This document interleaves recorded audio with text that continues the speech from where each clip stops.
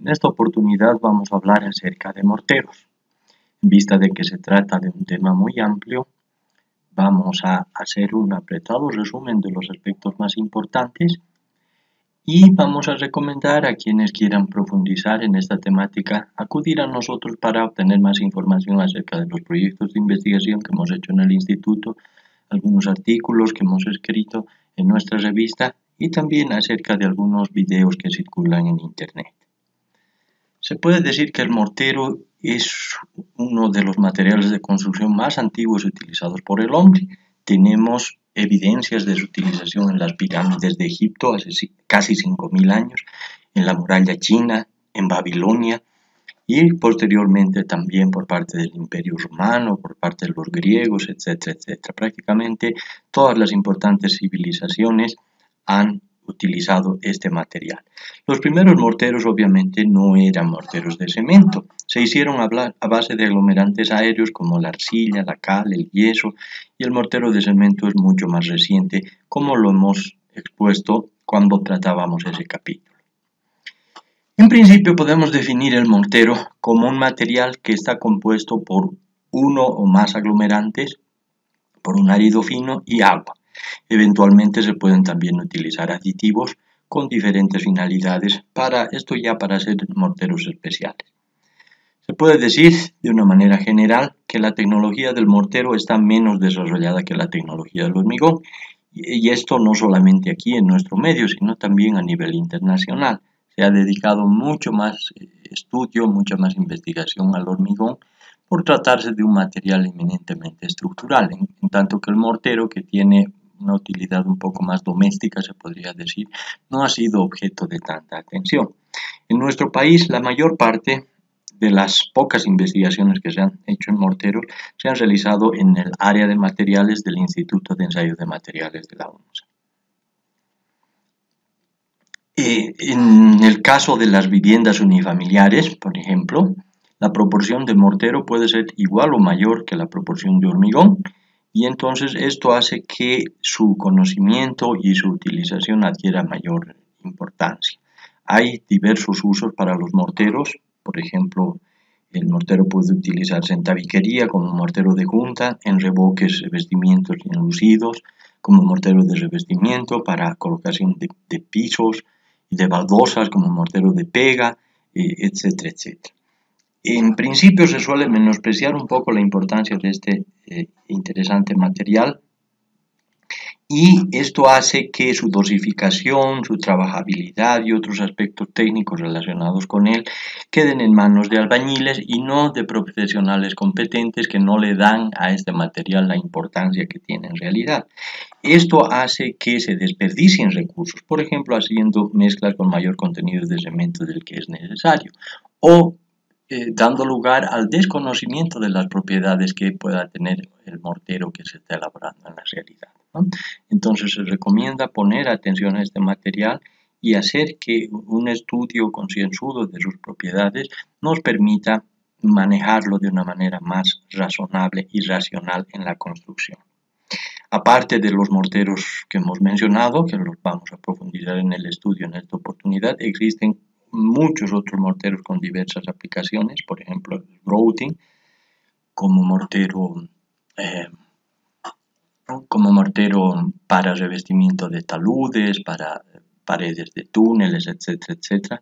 Los morteros para prefabricados, para inyecciones, para reparaciones, bases de maquinarias, etcétera, etcétera. No vamos a tener tiempo de profundizar en todos estos tipos de morteros, pero sí lo vamos a hacer en los principales. En países extranjeros existen morteros como productos industriales, es decir, premezclados, que son suministrados en grandes cantidades, ¿no? Si se desarrollan así, si se producen así de manera industrializada, esto permite homogeneizar la calidad del material y cumplir normas y especificaciones técnicas. En Bolivia hay muy pocos de estos materiales, vamos a mencionarlos en su momento. En otros países también existen cementos de albañilería específicamente destinados para elaborar morteros, cosa que aquí no tenemos lamentablemente. Se han hecho intentos de introducir cementos de albañilería en el mercado nacional, pero hasta ahora ninguno de ellos ha tenido éxito. En Bolivia, si bien contamos con algunas normas de morteros, estas están solamente destinadas al uso de bloques de hormigón y para adhesivos para baldosas cerámicas, los conocidos como cementos cola. Estas normas han sido desarrolladas recién en los últimos años. No existen normas como en otros países para morteros de junta específicamente en general, para morteros de revestimiento, para morteros de pega, etc. Es bueno también decir que las pocas normas de morteros que hay en el país han sido también hechas con la participación de personal del Instituto de Ensayos de Materiales. Ahora vamos a hablar acerca de las propiedades de los morteros. Y en primer lugar, al igual que en el estudio del hormigón, vamos a hablar primero del mortero en estado fresco y luego vamos a ver sus propiedades en estado endurecido. Cuando el mortero está en estado fresco, es decir, antes de que se produzca el fraguado del cemento, nos interesan dos propiedades fundamentales. La primera de ellas es la trabajabilidad, ¿no? Es decir, la facilidad de manejo, lo que se puede llamar también docilidad. Gracias a esta, el material se puede colocar en moldes, encofrados, en la mampostería, etcétera, etcétera. Y depende de varios factores, ¿no? Puede desglosarse como fluidez o como consistencia. Generalmente en mortero se habla de fluidez, que es la capacidad de las partículas de desplazarse unas con relación a otras. Y esto se mide con la mesa de flujo o de sacudidas que ustedes ya conocen, que habíamos utilizado en uno de los laboratorios de los ensayos en cemento. El otro aspecto de la trabajabilidad es la consistencia, que se utiliza más con relación al hormigón, que en principio la consistencia es la fuerza que mantiene unidas a las partículas del material, es decir, la cohesión. Entonces podemos enfocar la trabajabilidad ya sea por la vía de la fluidez o por la vía de la consistencia. Hay varios factores que influyen en esto, pero los principales son el contenido de agua y el contenido de granos finos.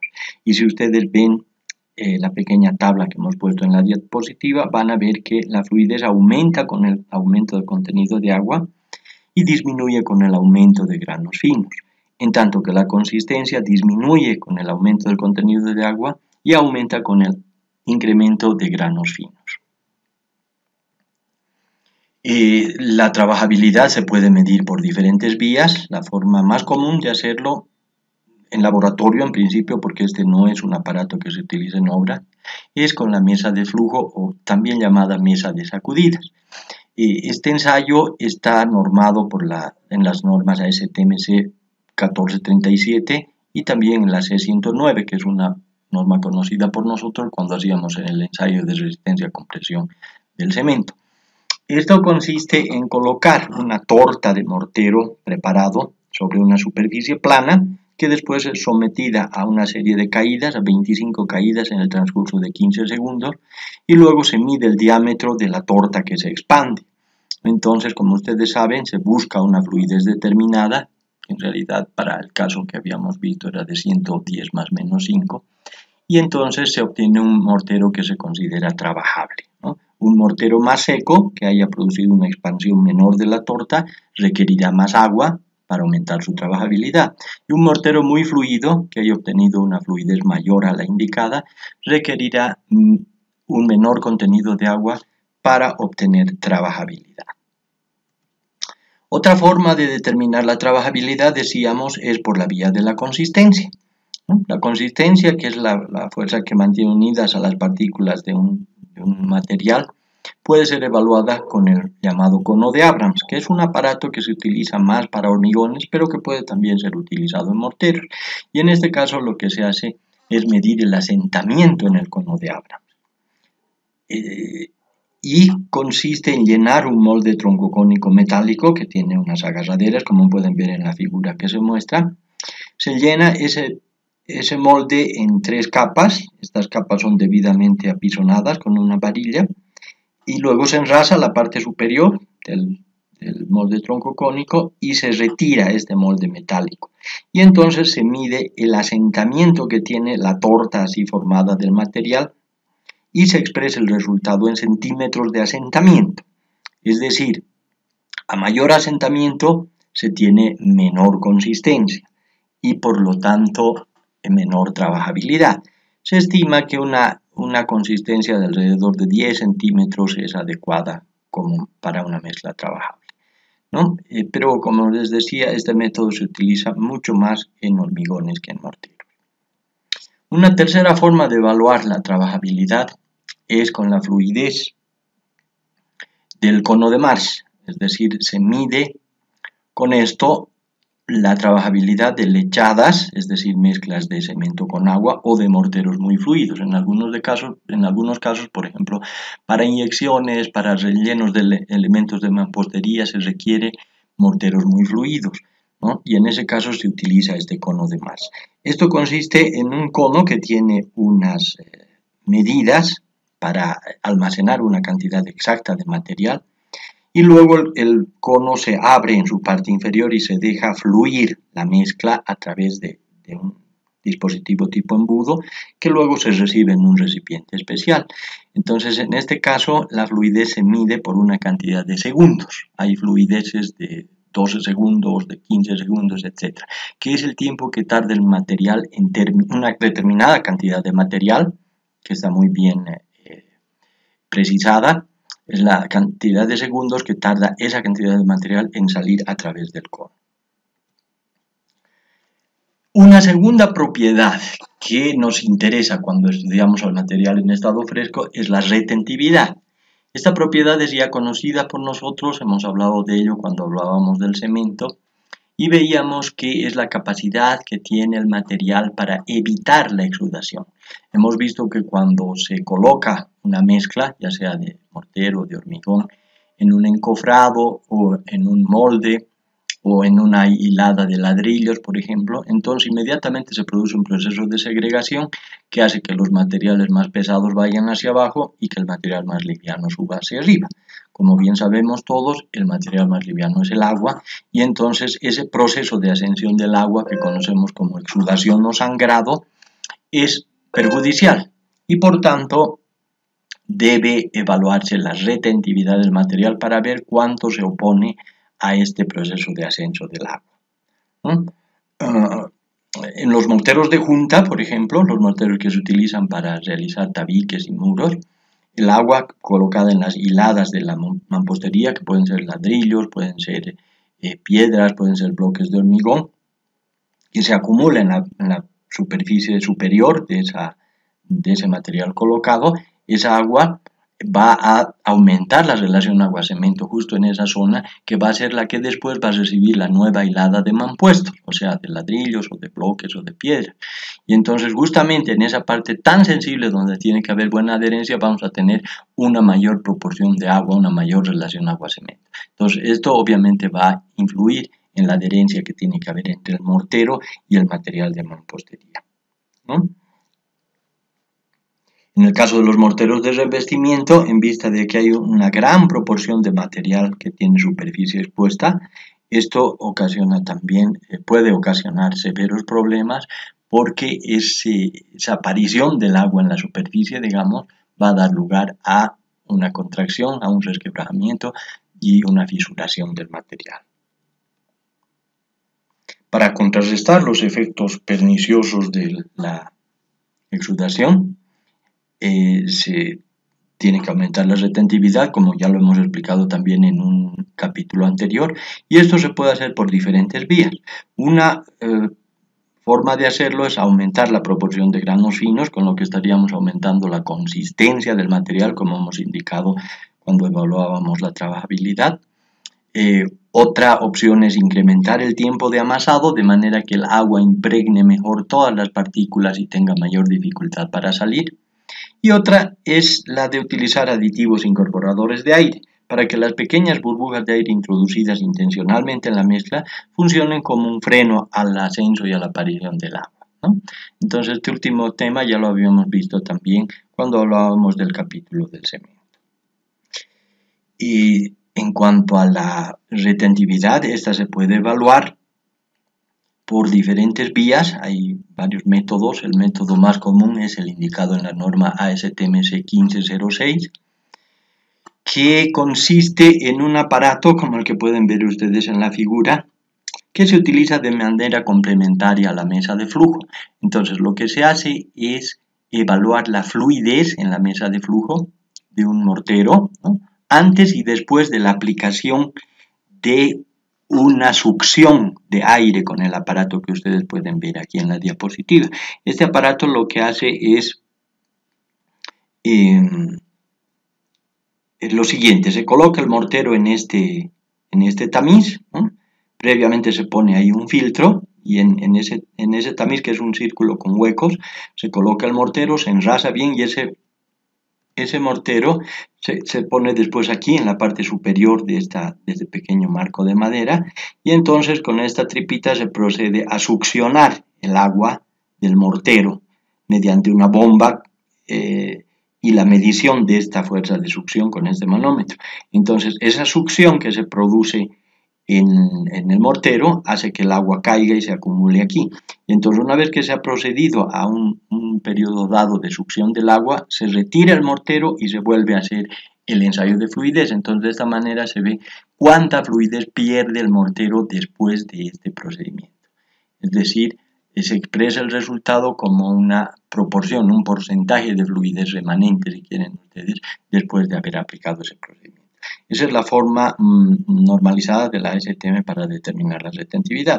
Existen otros métodos, también hay uno, por ejemplo, descrito en el manual del mortero del Instituto Chileno del Mortero del Hormigón, que consiste simplemente en utilizar un recipiente metálico donde se deja descansar una cantidad de mortero y luego se va extrayendo el agua exudada con una jeringa y se mide la cantidad de mililitros exudados. Es un proceso más sencillo, pero también menos riguroso y menos científico. Una tercera propiedad de los morteros en estado fresco es el contenido de aire. En la determinación del contenido de aire nos ayuda a evaluar también la calidad, porque como ustedes bien saben, un mayor contenido de aire en el mortero va a influir en la resistencia mecánica, disminuyéndola, y también va a hacer que el material sea menos resistente a los agentes agresivos. Ustedes recordarán que el agua, al entrar en los poros, ¿no?, cuando se congela genera presiones internas. Entonces, en la medida en que haya mayor porosidad, mayor contenido de aire en el mortero, va a haber más riesgo de que el agua lo destruya por efecto de del congelamiento, y también por efecto de las sustancias nocivas que puede acarrear hasta el interior del material. Bien, ahora vamos a hablar acerca del mortero endurecido. Hemos visto ya las propiedades en estado fresco y vamos a ver las propiedades en estado endurecido. Primero vamos a hablar de la densidad. Si bien ya hemos definido los diferentes tipos de densidades en los materiales en una primera clase de nuestro curso, ahora vamos a profundizar un poquito más con relación a esto. La densidad del mortero tiene interés cuando han de determinarse pesos propios de muros, de tabiques, tanto en morteros de junta como en morteros de revestimiento. Generalmente la densidad de un mortero está alrededor de 2.1, 2.3, ¿no? Cuando el mortero tiene cal, vamos a ver que es recomendable añadir cal a ciertos tipos de mortero. Este valor puede disminuir un poco en función de la cantidad de cal que se contenga. Existen también morteros con aire incorporado intencionalmente para hacer elementos prefabricados, por ejemplo, con destino al aislamiento térmico o aislamiento acústico. Hace un rato decíamos que el aire influye en la resistencia y en la durabilidad, es cierto, pero en algunos casos puede ser requerido el introducir aire para dar otras propiedades, como en este caso es el aislamiento térmico, ¿no? Entonces, en ese caso se dará protección al mortero contra el intemperismo de otra manera. Una forma común de determinar la densidad del mortero es mediante la elaboración de probetas cúbicas que, después de ser pesadas y medidas en sus dimensiones, nos permiten la determinación de esta importante propiedad. Otra propiedad del mortero endurecido que tiene interés para nosotros es la resistencia a compresión, ¿no?, sobre todo cuando se trata de morteros estructurales que han de formar parte, por ejemplo, de muros portantes o de albañilería armada, que está destinada a recibir y soportar esfuerzos. La resistencia a compresión de los morteros varía en gran medida, como se podrá entender, en función de las proporciones de los materiales y también en función de la calidad de los materiales, ¿no? Aquí tienen ustedes una tabla que hay que manejarla con mucho cuidado, por cierto, porque se trata de valores aproximados, como bien dice ahí, resistencias aproximadas, Y como pueden ver ustedes, las proporciones son variables, ¿no? Esto tiene que tomarse con pinzas, como les digo, porque depende mucho de la calidad de los materiales, tanto del cemento como de la cal y de la arena, y también de la forma de las probetas, depende de la edad de ensayo, obviamente, y de varios otros factores. Entonces, si bien aquí estamos dando unos valores aproximados, después vamos a dar valores más precisos ya en determinaciones hechas en el Instituto de Ensayo de Materiales con nuestros materiales. Esta habla en base a valores y resultados extranjeros. Significa que para resistencias aproximadas de 15, 10 y 5 megapascales, o sea, 3 tipos de morteros en un amplio rango de resistencias, como pueden ver, se coloca una parte de cemento, las partes de cal que pueden ver aquí, de 0 a 0,25 para el primer caso, 0,25 a 0,5 para el segundo y 0,5 a 1,25 para el tercero, y unas proporciones de arena que aquí están dadas en volumen, por si acaso. Aquí es muy importante hacer notar eso, ¿no? Esta es una composición en partes por volumen. Y entonces tienen aquí los rangos de arena en estado SSS. Esta arena, por si acaso, debe estar en estado saturado superficialmente seco, o sea, es una arena húmeda. ¿Ya? Entonces ahí tienen ustedes con esa tabla una primera aproximación a las resistencias que se puede esperar de un mortero con esas proporciones.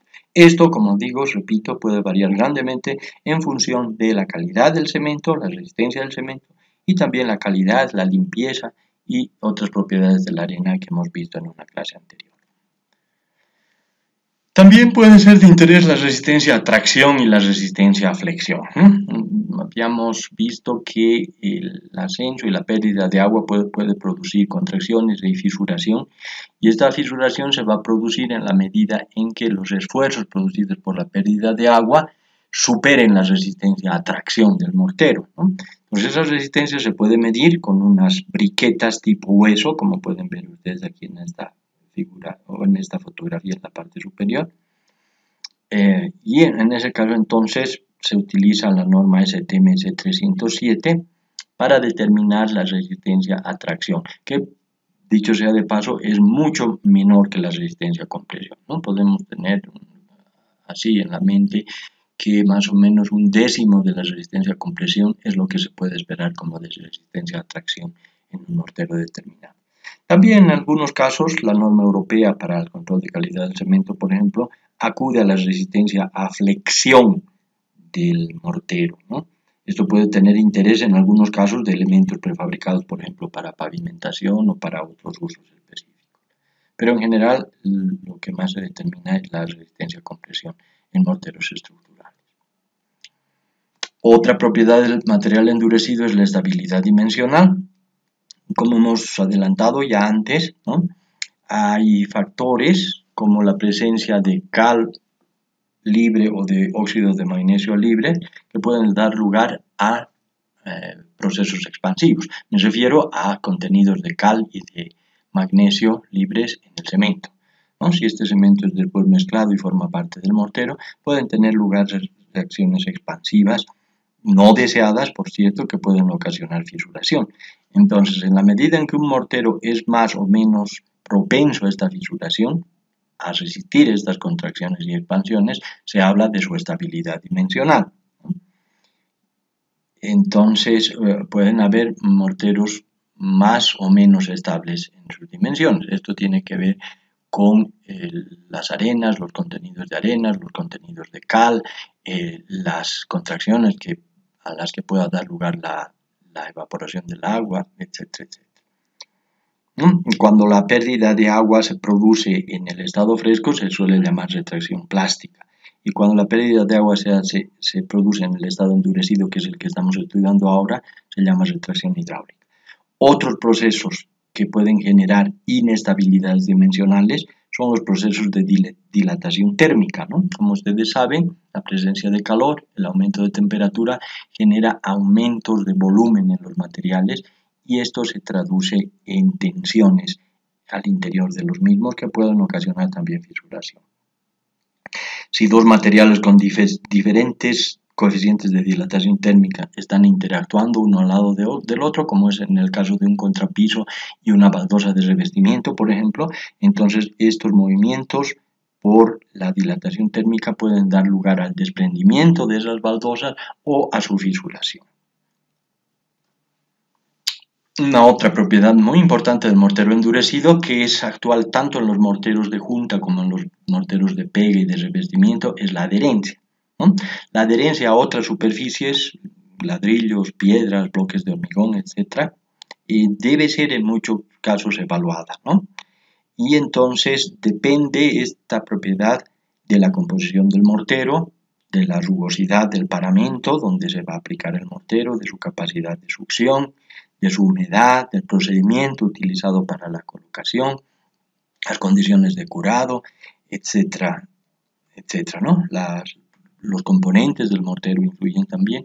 Y aquí vamos a mostrar dos de los procedimientos más comunes para determinar la adherencia, ¿no? Existen procedimientos normalizados, está por ejemplo la norma ASTM 952 que utiliza dos piezas de mampostería, generalmente ladrillos colocados en forma cruzada, como se puede ver en la figura de la izquierda aquí, que luego son empujados el uno para separarlo del otro, digamos, ¿no? Con este dispositivo que ven aquí instalado en la máquina, en la prensa.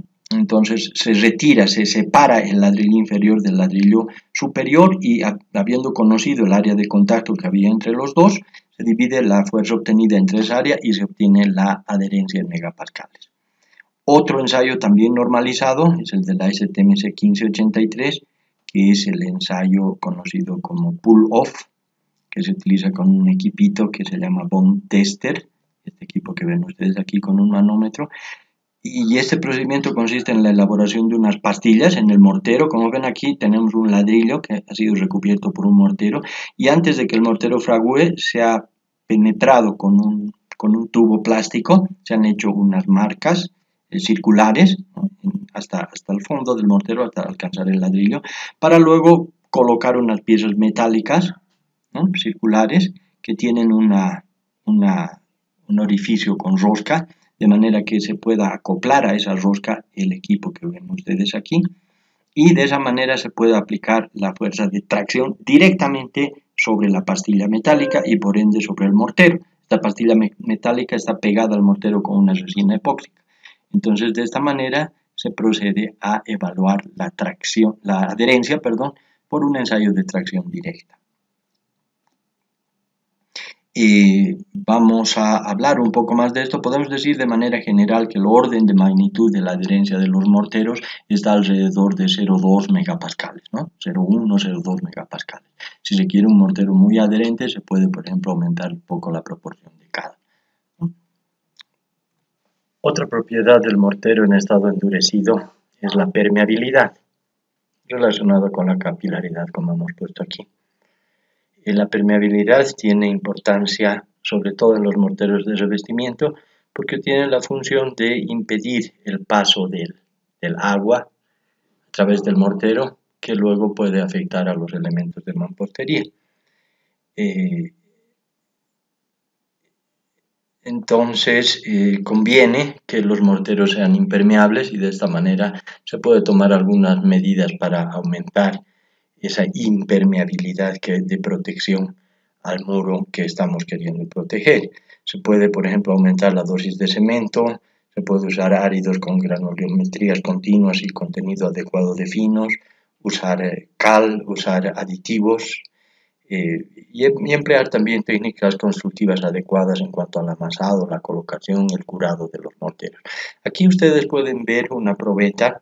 Si bien esta probeta es de material cerámico, pero exactamente lo mismo se puede hacer con el mortero a estudiar. Se prepara un pedazo de mortero así, de forma circular o de forma cuadrada, como ven aquí en un molde, y luego a esa probeta se le acopla con ayuda de un poco de silicona un tubo graduado en el que se procede a cargar agua, ¿no? Una carga de agua, generalmente de 10 centímetros, y se evalúa el paso de esa agua a través del mortero en un tiempo determinado.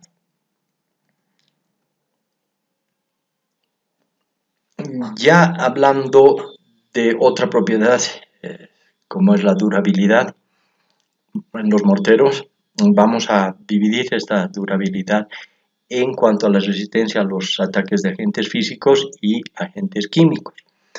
En cuanto a los primeros, los agentes físicos, Como todos sabemos, la lluvia, el viento, el granizo, los cambios bruscos de temperatura, el efecto de congelamiento y descongelamiento del agua pueden categorizarse entre los principales agentes físicos agresivos contra los morteros. También la abrasión causada por partículas sólidas que son arrastradas por agentes naturales, ¿no? Por ejemplo en pisos industriales, canales, rebalses de presas, etcétera, etcétera, es otro tipo de agente físico que ejerce presión sobre el mortero en cuestión. Para contrarrestar los efectos de estos agentes físicos se pueden utilizar morteros especiales, ¿no?, de alta resistencia. Se pueden usar tratamientos especiales, ¿no?, recubrimientos, por ejemplo, de otros materiales, para de esta manera evitar que el mortero sea degradado por los agentes naturales, agentes físicos, y aumentar así su durabilidad. En cuanto a los agentes químicos, ya conocemos algunos de ellos. Muchos de ellos pueden venir con el agua, como sustancias químicas disueltas, puede haber materia orgánica, pueden haber ácidos, productos lácteos, aceites, por ejemplo en granjas, instalaciones industriales, talleres, garajes, etcétera, etcétera.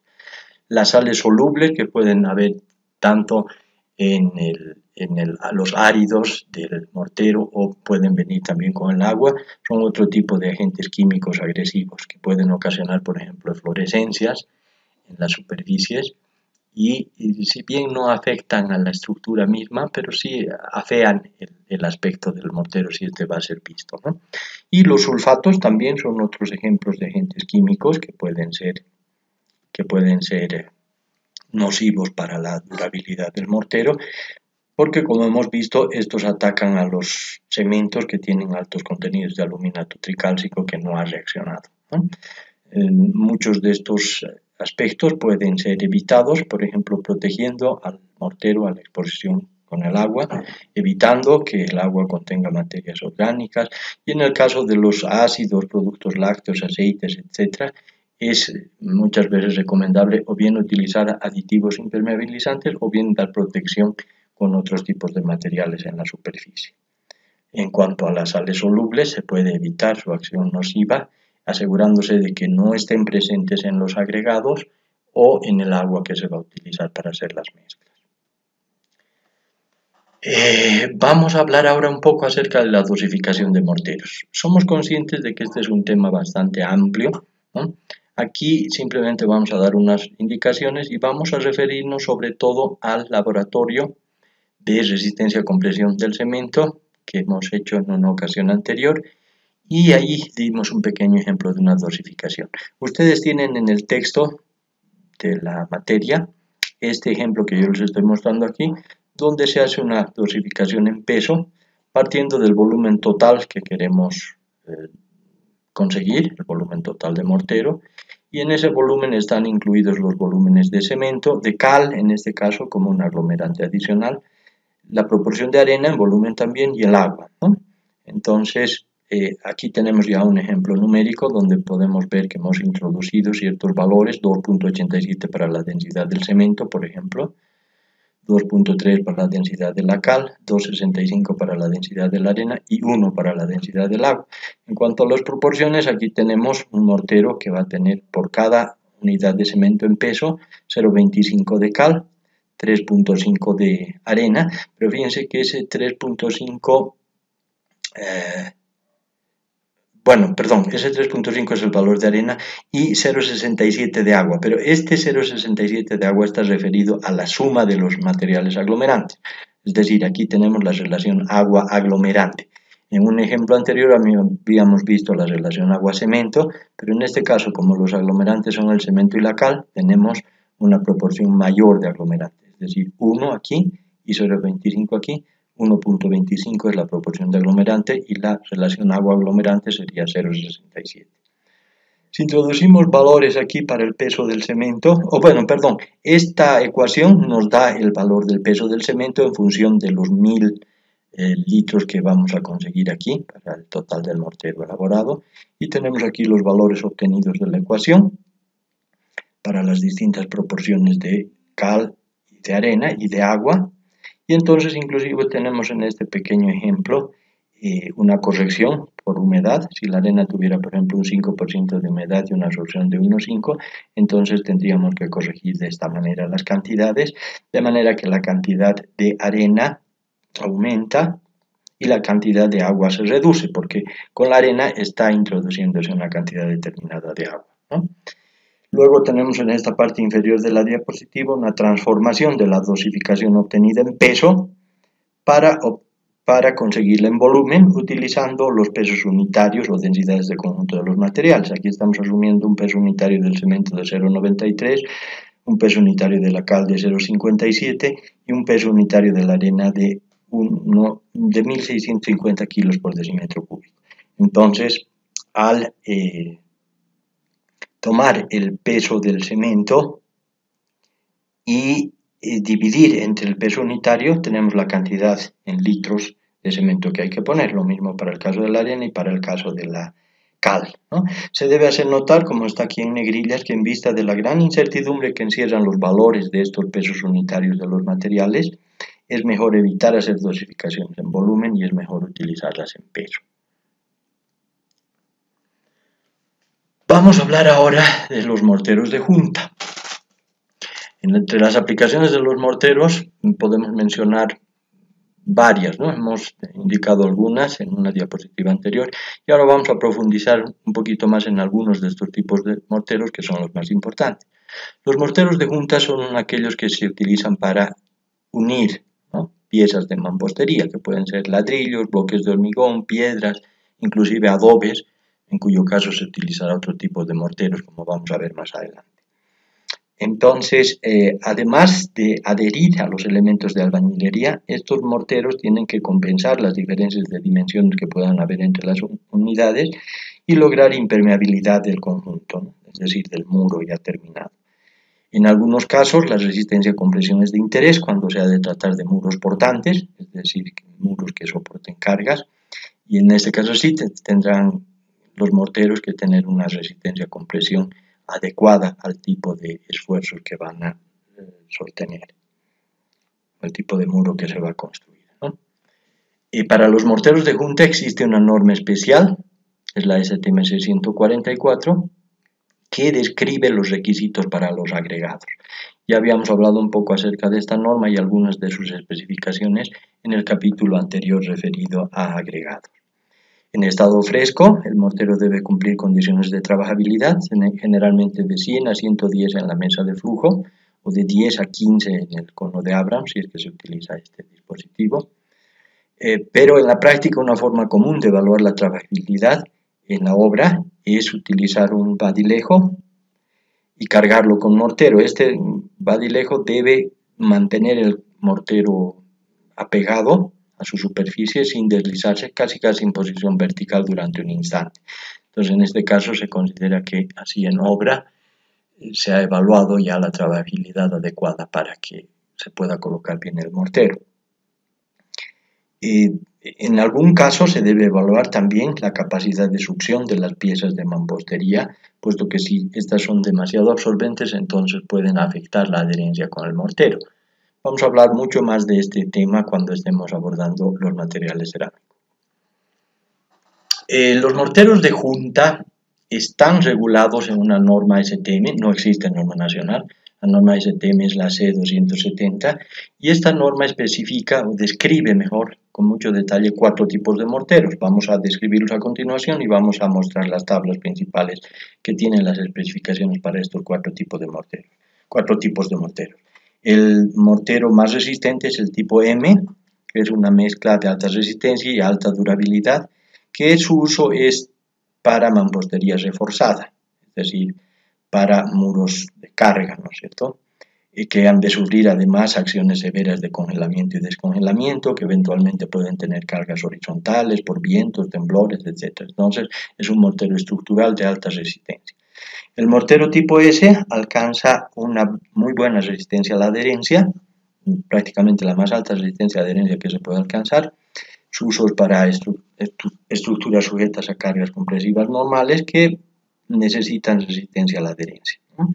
En este caso se puede, como van a ver ustedes, aumentar la proporción de cal, ¿no?, para estos morteros. Ahorita vamos a ver en detalle las proporciones, las características de estos morteros en cuanto a su composición.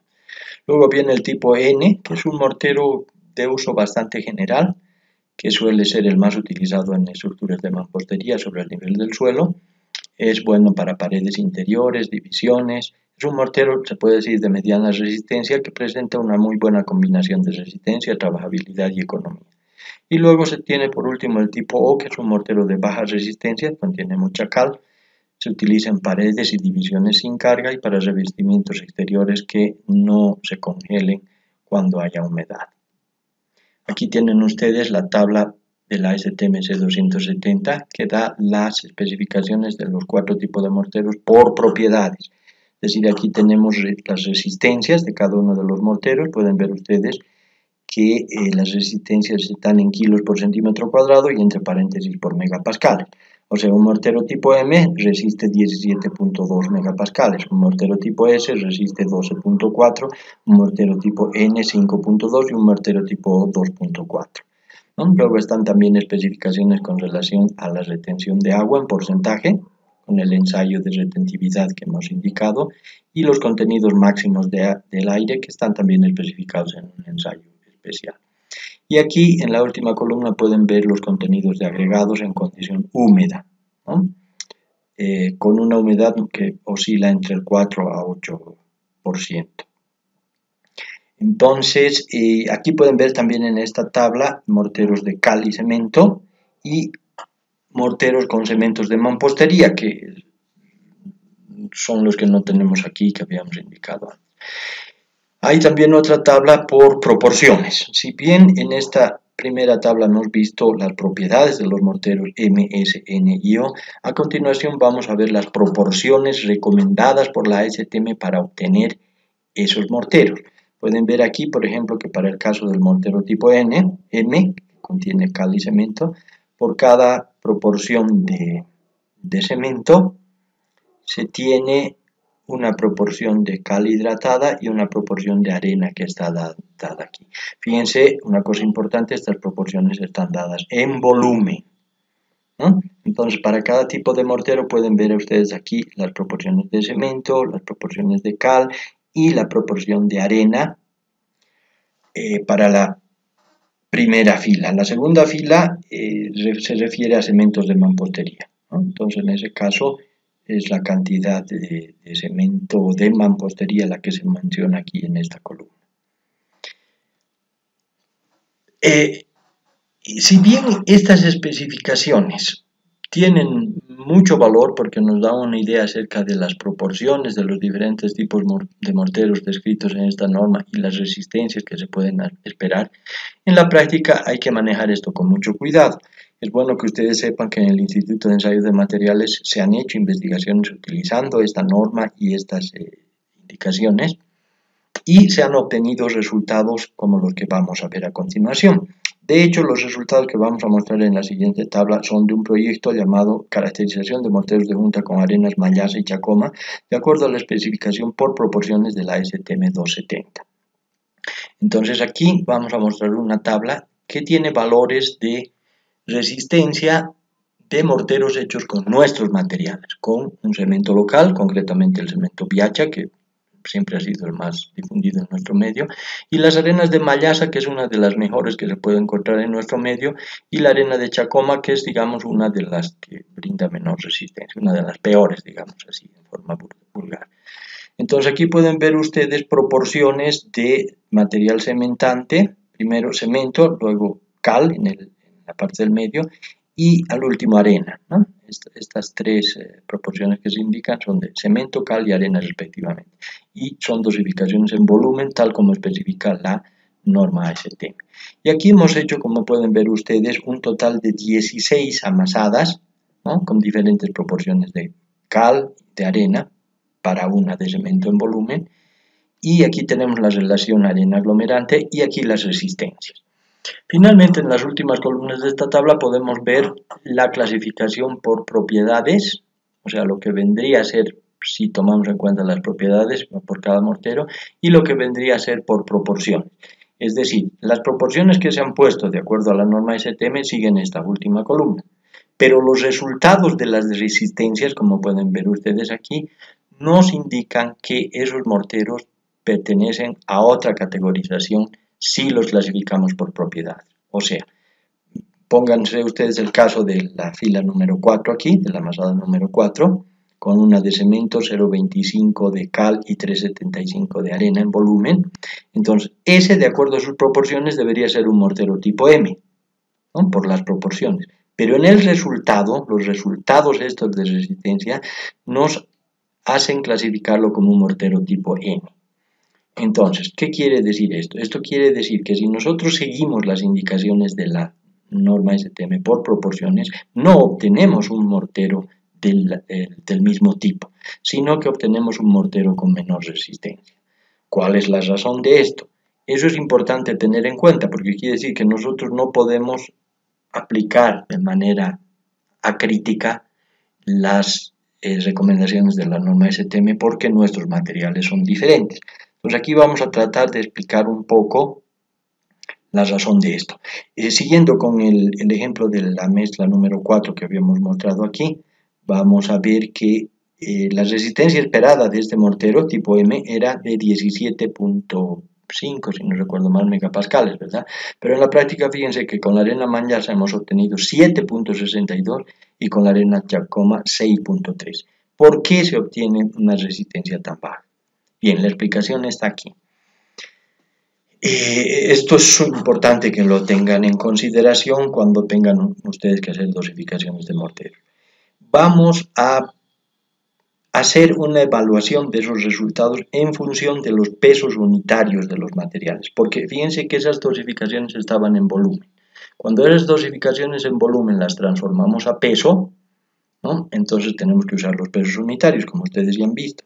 Entonces, las normas STM utilizan un cemento con un peso unitario de 1505 kilos por metro cúbico. El peso unitario de la cal es de 640 y el peso de la arena es de 1280, de acuerdo a la categorización que han hecho ellos y ese es el valor que han utilizado. En el caso de nuestros materiales, nuestros cementos que contienen mucha puzzolana, como ustedes saben, tienen un peso unitario mucho menor, 926. El peso unitario de la cal es también menor en comparación a las cales norteamericanas y las arenas tienen pesos unitarios mucho mayores, como pueden ver ustedes aquí. En lugar de este 1280 se tiene 1665 para la arena Manyasa y 1503 para la arena Chacoma. Entonces, ¿qué significa esto? Esto significa que si una dosificación por volumen, para poner aquí un ejemplo, de 1 de cemento, 0 de cal y 5 de arena en volumen, si esa dosificación la vamos a pasar a peso, entonces tenemos que hacer la siguiente operación, ¿no? 1.505 kilos para el caso de los materiales norteamericanos. 1.505 kilos por decímetro cúbico, lo multiplicamos por un decímetro cúbico, ¿no? Esa sería la proporción en volumen. A 5, de un decímetro cúbico a 5 decímetros cúbicos, 1 a 5 en volumen, entonces tenemos también que multiplicar esos 5 decímetros cúbicos por el peso unitario de la arena, que es 1280, y entonces tenemos aquí que para cada kilogramo de cemento tenemos que hacer la siguiente operación, porque fíjense que aquí los decímetros cúbicos se van con estos decímetros cúbicos y nos queda un kilogramo. Entonces, ese kilogramo va a relacionarse con estos 5 decímetros cúbicos, que también se van con los de aquí, por 1280 entre 1.505 kilogramos, ¿no? Y entonces, de esta manera, tenemos, después de hacer esta operación, 5 por 1.28 entre 1.505, tenemos 4.25. Entonces quiere decir que esta proporción o esta dosificación de 1,05 en volumen se transforma en una dosificación de 1 a 4.25 kilos en peso, ¿no? Si hacemos exactamente la misma operación con los materiales nacionales, vamos a ver entonces que en vista de que la arena es mucho más pesada, en este caso estamos usando la arena Manyasa, en vista de que la arena es más pesada y el cemento es más liviano, Entonces, por doble partida vamos a tener un valor mayor. Entonces, quiere decir que esa proporción en volumen 1:5, 1,05, se va a convertir en esta proporción en peso. 1 kilogramo a 8.99. O sea que mientras que con los materiales norteamericanos se tiene 4,25 kilos de arena por cada kilo de cemento, con los materiales nacionales tenemos 8.99 kilos de cemento, 8.99 kilos de arena por cada kilo de cemento. Entonces, esta es la razón por la que obtenemos resultados, resistencias menores, ¿no? Hemos puesto una proporción mucho más grande de arena que la que pondríamos con los materiales de la norma STM. Por lo tanto, tenemos mucho menores resistencias. Esto es importante que lo recuerden. Quisiera que lo subrayen, lo estudien y lo recuerden fundamentalmente para cuando tengan que hacer dosificaciones y piensen que no es que la norma STM esté mal, sino que esas tablas han sido hechas para materiales que son comunes en su medio. Si nosotros vamos a tratar de aplicar esas normas o esas especificaciones en nuestro medio, tenemos que tomar en cuenta que nuestros materiales son diferentes y esas diferencias se manifiestan en los valores que estamos dando aquí.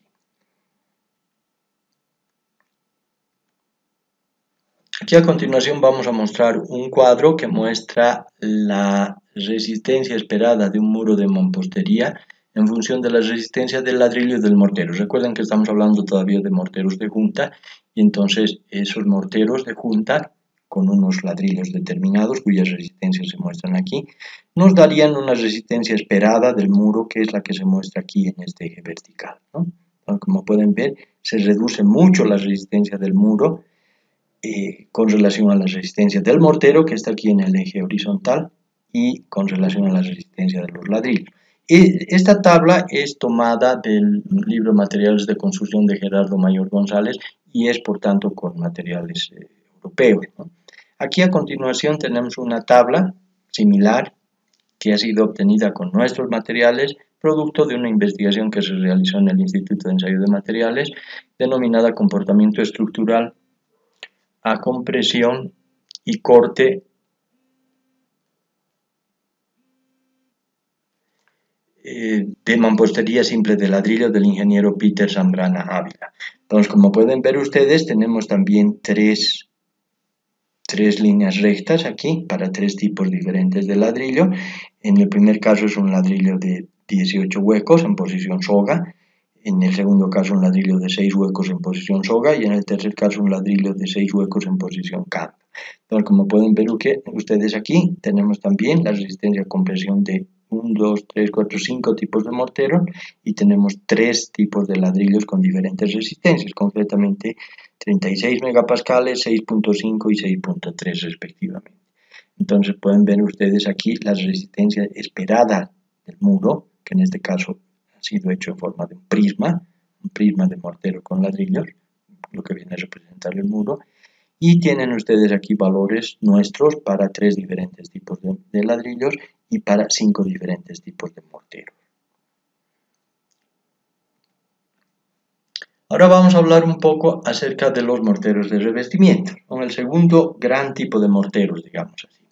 Esto en inglés se denomina plaster, ¿ya? La denominación mortar en inglés se refiere a los morteros de junta. En el caso de los morteros de revestimiento, generalmente se los denomina con la palabra plaster en inglés y en las normas ASTM. Este mortero de revestimiento, como ustedes ya saben, sirven para recubrir superficies de muros, paredes, tabiques, etc. Y generalmente se aplica en más de una capa, ¿no? El objetivo es proteger al material, darle impermeabilidad, sobre todo, resistencia a los agentes agresivos y una agradable terminación desde el punto de vista estético. Se suele aplicar en más de una capa, ¿no? Una primera capa que puede tener a su vez una o dos subcapas, que se llama revoque, y que suele tener hasta 2 centímetros de espesor, dependiendo un poco del material que va a formar parte del muro, por supuesto, y una segunda capa que se llama de enlucido, que generalmente es mucho más delgada, que tiene generalmente 1 centímetro de espesor. En cuanto a los requisitos para los morteros de revestimiento, como ustedes ya han visto en la clase anterior, existe una norma STM, la STM C897, que indica los requisitos que deben cumplir los agregados para este tipo de morteros. En cuanto a su trabajabilidad y retentividad, los requisitos son más o menos parecidos a los indicados para morteros de junta, no vamos a profundizar más en eso. Deben tener estabilidad volumétrica para evitar contracciones y fisuraciones indeseadas. Esto es muy importante en el caso de estos morteros. Deben tener una resistencia parecida a la de los materiales del paramento que van a recubrir y una adherencia buena, generalmente alrededor de 0.2. También deben ser impermeables para resistir los efectos de los agentes agresivos. Para obtener estas propiedades, que deben ser evaluadas en cada caso, si es que se quiere tener un buen material de revestimiento, es recomendable utilizar cal, ¿no? La cal nos aumenta la trabajabilidad, nos aumenta la estabilidad volumétrica, pero nos aumenta la adherencia también, pero puede incidir negativamente en la resistencia mecánica, ¿no? Entonces hay que hacer una valoración de acuerdo al tipo de muro que se piense revestir para ver cuáles serían las cantidades recomendadas de cal. Alternativamente se puede utilizar también limo o bien pusolana para mejorarlas. Sobre todo estos dos últimos materiales nos dan una mayor impermeabilidad. Entonces se pueden utilizar inclusive 2 o 3 de los materiales indicados combinados para hacer morteros de revestimiento. Y aquí tenemos una tabla que muestra recomendaciones del manual del mortero, del Instituto Chileno del Mortero y el Hormigón, donde pueden ver ustedes que para morteros de revestimiento se recomiendan distintas proporciones de cemento cal, como pueden ver aquí, para las capas de revoque y de enlucido. En caso de paramentos absorbentes, como es el caso del hormigón tenso y el ladrillo liso, poco absorbentes, como es el caso de un hormigón muy denso y un ladrillo liso, y materiales más absorbentes, como es el caso de un hormigón normal y un ladrillo con mayor absorción. Entonces pueden ver que sí, en ambos casos se recomienda cal, en este caso se recomienda una proporción mayor de cal, porque se requiere menor resistencia, y aquí tienen también las proporciones de arena para la primera capa de revoque, para la segunda capa de revoque y para la capa de enlucido. En el Instituto de Ensayo de Materiales, en el área de materiales, que está a nuestro cargo también, se han realizado también investigaciones sobre morteros de revestimiento para paramentos de ladrillo cerámico de 6 huecos. La primera de ellas fue hecha por el ahora ingeniero Alejandro Quenta, y se investigaron morteros con adición de limo, pusolana y filler calizo, y la segunda por parte del ingeniero Alex Calle sobre morteros de revestimiento con adición de cal hidratada. Las recomendaciones derivadas de estas investigaciones están contenidas en el texto que ustedes tienen y para mayor detalle y mayor información pueden ver los textos de estos proyectos de grado en las oficinas del instituto. Un tercer grupo importante de morteros es el de morteros de pega, ¿no? Los morteros de pega son los que se utilizan para adherir baldosas, para adherir azulejos, materiales de revestimiento en general, tanto en paredes como en pisos.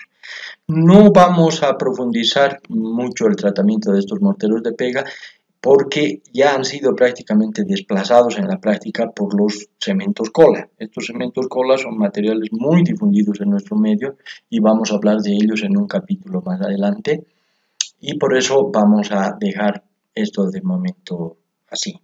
Se ha hecho una investigación con morteros tradicionales de pega en el Instituto de Ensayo de Materiales por parte del ahora ingeniero Osvaldo Villasuel. Y para quien quiera tener más información sobre esta temática, pueden venir también a buscarla en las instalaciones del instituto. Otro tipo de morteros es el de morteros de relleno, que son morteros estructurales que, como ven en esta fotografía, son utilizados para rellenar huecos de mampostería, que muchas veces es mampostería armada, ¿no?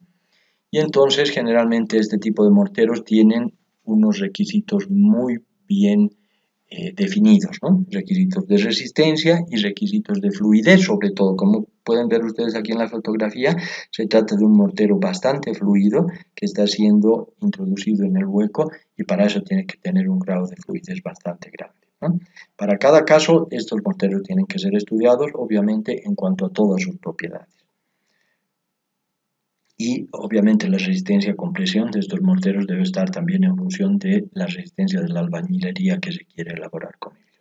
Generalmente se requieren resistencias del orden de los 20 megapascales en estos casos, ¿no? Estos morteros se utilizan en general para, como hemos dicho, para rellenar huecos de mampostería, pero también para rellenar bases de maquinaria o placas de cimentación, de estructuras metálicas, para poner pernos de anclaje, etcétera, etcétera.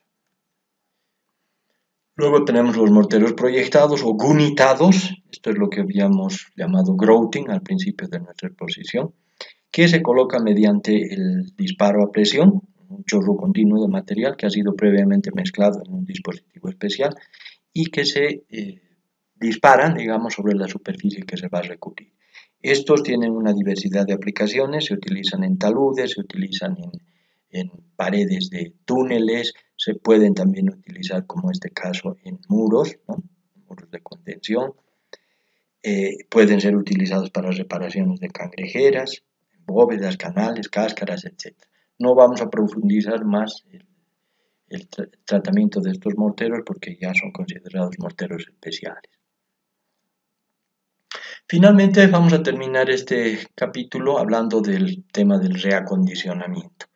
No sé cuánto habrán escuchado hablar ustedes del reacondicionamiento de morteros, pero es una práctica bastante difundida entre los albañiles, preparar una cantidad importante de mortero, que generalmente se lo hace en una carretilla, y luego ir utilizando paulatinamente este mortero, realizando reacondicionamientos periódicos después de cierto tiempo, y después del primer mezclado, antes de que la mezcla fragüe. Esto se hace agregando agua y volviendo a mezclar vigorosamente la mezcla que ya ha sido preparada. Entonces, se puede ir usando poco a poco el mortero y añadiéndole agua antes de que haya fraguado para volver a darle trabajabilidad y poder utilizarlo sin problema. Entonces, esto obviamente va a influir en la resistencia mecánica, ¿no es cierto? Mientras más veces reacondicionemos, más riesgo tenemos de perder resistencia. En el Instituto de Ensayos de Materiales se ha realizado una investigación con relación a la resistencia, compresión y la adherencia de dos tipos de morteros reacondicionados, uno solo con cemento y arena y otro con cemento, cal y arena. Esta investigación mostró que se puede reacondicionar cada 20 minutos hasta 2 horas, ambos tipos de mortero, sin perder resistencia, compresión ni adherencia. Entonces, con nuestros materiales locales en base a esa investigación es lo que podemos decir de momento en cuanto a este tema del reacondicionamiento.